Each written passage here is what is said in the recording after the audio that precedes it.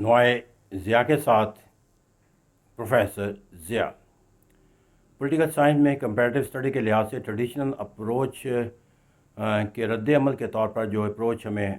नज़र आती है, that is called the behavioural approach. अगर हम इसको ज़माने के लिहाज से देखें तो ये अप्रोच जो है वो हमें 20वीं सदी के अंदर जो इसका एक मानी और मफहूम है 1920 में नज़र आता है। अगरचे ये सेकंड वर्ल्ड वॉर के बाद जो है वो 1940 के अंदर जाकर हमें एक साइंटिफिक अप्रोच के तौर पर जो है वो तश्कील पाती हुई नज़र आती है। अगर 20 के अंदर दें तो 40 जो है मेरियम वो इसका बुनियादी तौर पर जो है वो खालिक करार दिया जाता है, जबकि जॉन बी वाटसन जो है वो इसको नशोन्मा देकर एक साइंटिफिक अप्रोच का दर्जा देने के लिहाज से वजह शहरत रखते हैं।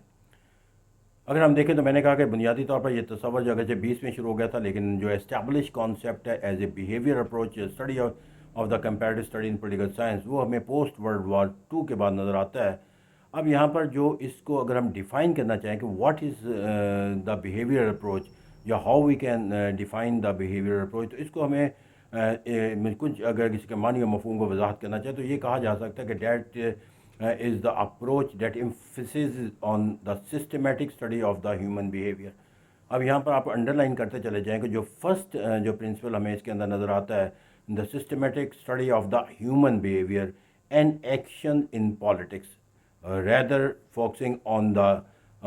institutional और पॉलिटिकल फ़िलासफ़ी। अब यहाँ पर जो नज़र आ रहा है कि यहाँ पर ट्रेडिशनल अप्रोच के, मैंने कहा कि ये एक रिएक्शन के तौर पर हमें नज़र आती है बिहेवियर अप्रोच, तो यहाँ पर जाकर वो उन तमाम चीज़ों की जो है वो नफ़ी करते हुए नज़र आते हैं जो ट्रेडिशनल अप्रोच के अंदर कि लॉ है, फ़िलासफ़ी है या हिस्ट्री है। तो वो कहते हैं किसी निज़ाम को अगर आपने परखना है तो उस निज़ाम को systematic study of the human behaviour, क्योंकि दरअसल जो इंसानी इदारे होते हैं वो इंसानों की सोच और फ़िक्र के तहत चलते हैं, ना कि वो असूल व ज़वाबत के पाबंद। यही वजह है कि वो उनका बुनियादी तसव्वुर ये था कि एक निज़ाम अगर असूल व ज़वाबत पर चलता तो एक निज़ाम दुनिया के तमाम मुल्कों के अंदर जो है वो कामयाबी और नाकामी के लिहाज से फिर एक ही पैमाना बनता, लेकिन एक ही निज़ाम जो है वो दुनिया के मुख्तलिफ़ मुल्कों के अंदर नाफज किया गया, लेकिन उस निज़ाम के नताइज जो है वो दुनिया के मुख्तलिफ़ ममालिक के अंदर मुख्तलिफ हासिल हुए। तो इसे कहते हैं कि जब एक निज़ाम जो है वो अपने नताइज जो है वो मुख्तलिफ रखता है, तो इसका मतलब यह है कि उस निज़ाम के असूल व ज़वाबित तो सेम है, लेकिन उसको नाफिज करने वाले या उसको अमल दरामद करने वाले चूँकि अफराद मुख्तलिफ हैं, लिहाजा उसका नतीजा भी जो है वो हमें मुख्तलिफ नज़र आता है। तो that is called the behavioural approach, कि जहाँ पर जो है वो पॉलिटिकल इंस्टीट्यूशन या पॉलिटिकल एक्टिविटीज़ को या पॉलिटिकल साइंस के जो मौज़ूआत हैं उनका मुताला करने के लिए मैं अपने आप को जो है वो कानून, आइन और कन्वेंशन और वैल्यूज़ जिसको हम कहते थे ट्रेडिशनल अप्रोच की नज़र के अंदर, उसके ऊपर वो इन्हिसार नहीं करते, बल्कि जो इसका ह्यूमन बिहेवियर जो होता है, जो दरअसल किसी निज़ाम को चलाने का जिसके ज़िम्मा होता है, इंसान चलाते हैं, तो उसका जायज़ा लेना जो है वो ज़रूरी है। अगर हम इसको मज़ीद इसको एलेबरेट करना चाहें और इसको समझना चाहें कि बिहेवियर अप्रोच क्या है, तो इसके लिए हम कुछ प्रिंसिपल जो है वो डिटरमिन कर लेते हैं, और वो प्रिंसिपल को अगर हम इज्तमाही तौर पर बयान कर देंगे तो that become the behaviour approach. Number 1 पे इसका जो है they believe in the quantitative approach, यानी कि वो किसी निज़ाम का जायज़ा लेने के लिए उसकी क्वालिटी की बुनियाद पर नहीं रखते कि वो असूल कितने अच्छे हैं, वो ज़ाब्ते कितने अच्छे हैं, कानून कितना अच्छा है, आइन कितना खूबसूरत है, बल्कि वो उसके क्वांटिटेटिव बिहेवियर पर देखते हैं कि उसके अंदर जो उसकी परफॉर्मेंस है, जो उसकी डिलीवरेंस है, how much does is fruitful for the people. तो ऐसा कहते हैं यहाँ पर वो क्वांटिटेटिव। दूसरा, वो इस क्वांटिटेटिव बिहेवियर को देखने के लिए कोई कानून और आइन के पैमाना नहीं बनाते, डाटा जो है वो कलेक्ट किया जाता है, यानी कि जो एक निज़ाम है उस निज़ाम की कामयाबी और कामरानी से मुतल्लक जो स्टैटिस्टिक्स होते हैं वो हासिल किए जाते हैं, और फिर उसकी बुनियाद में इस निज़ाम को कितने लोग पसंद करते हैं, कितने लोग पसंद नहीं करते, इस निज़ाम से जो है वो लोगों को डिलीवरेंस के लिहाज से कितनी हुई, तो वो तमाम एक साइंटिफिक बुनियादों के ऊपर डाटा कलेक्शन के ज़रिए जो है वो अपना जो है वो एक नतीजा जो है वो अखज़ करते हैं। फिर यहाँ पर जाकर वो एक और जो बुनियादी जो एक इसके अंदर जो बिहेवियर अप्रोच के अंदर हमें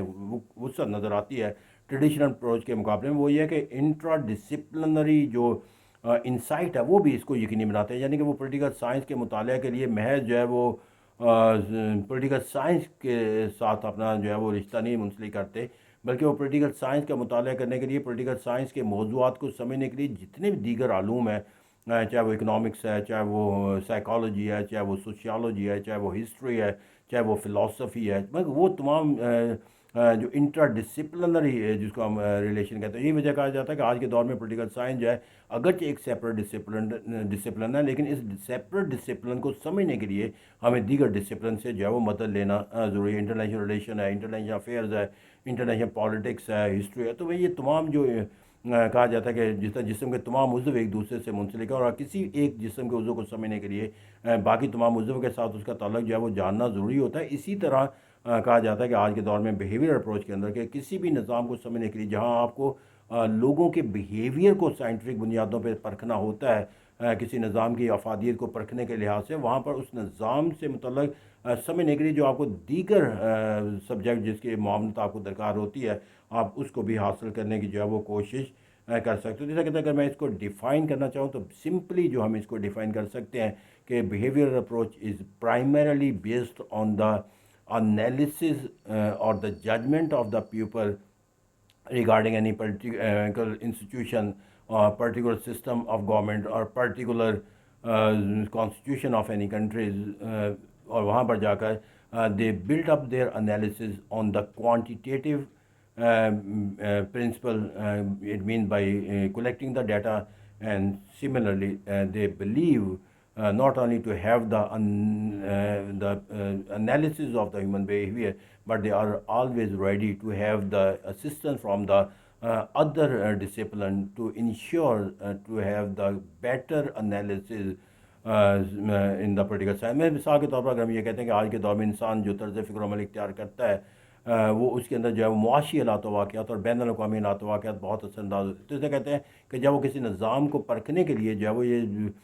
کسی بیہیویئر کو پرکھنے کے لیے جب بنیاد بناتے ہیں تو انسانی بیہیویئر پر چونکہ معیشت پر ایسا کرتے ہیں تو وہاں معیشت کو اس کے اندر دیکھا جاتا ہے۔ پھر کہا جاتا ہے کہ انسان جو ہے وہ مذہب سے بہت زیادہ جو ہے وہ رغبت حاصل رکھتا ہے، اسے مذہبی سرگرمیاں اس پہ اثر انداز ہوتی ہیں، ثقافت اس پہ اثر انداز ہوتی ہے، معاشرتی اقدار اس پہ نظر انداز ہوتی ہیں۔ تو اسے کہتے ہیں وہ تمام فیکٹر جو لوگوں کے اندر جو ہے وہ سوچ اور فکر پر اثر انداز ہوتے ہیں، چونکہ وہ تمام اس اثر انداز ہونے والے جو فیکٹرز ہیں اس کے لیے علیحدہ ڈسپلن موجود ہیں، ان تمام کا جو ہے مطالعہ کیا جاتا ہے۔ دیٹ از وائی جو پولیٹیکل سائنس کے اندر کمپیریٹیو اسٹڈی کی جو ماڈرن اپروچ ہے that is called the behaviour approach, اور یہی وجہ ہے کہ اس اپروچ کے آنے سے نہ صرف کمپیریٹیو اسٹڈی کے جو تصورات ہیں اس کے اندر وسعت آئی، اور ایسے اصول و ضوابط کو دیکھنے میں بھی مدد ملی کہ جو ایک نظام کو سمجھنے کے لیے ضروری ہے۔ یہی وجہ ہے کہ آج کے دور میں جو نظام کو پرکھا جاتا ہے کہ کوئی نظام کس ملک کے اندر ڈیلیورنس کے لحاظ سے کیسا ہے، تو وہاں پر جو سوال کیا جاتا ہے وہ لوگوں سے کیا جاتا ہے، نہ کہ اس ملک کے صرف قانون اور آئین کے جو ٹریڈیشنل اپروچ والے کرتے تھے اس کی بنیاد پر کوئی فیصلہ رقم کر دیا جاتا ہے۔ تو ہیومن بیہیویئر کو سائنٹیفک بنیادوں پر پرکھ کر تمام دیگر ڈسپلن سے مدد حاصل کر کے کوئی حالات پولیٹیکل سائنس کے جو وضع کردہ نظام ہے، جو اصول و ضوابط ہے، اس کا جائزہ لینا جو ہے that is called behavioural approach. Thank you very much.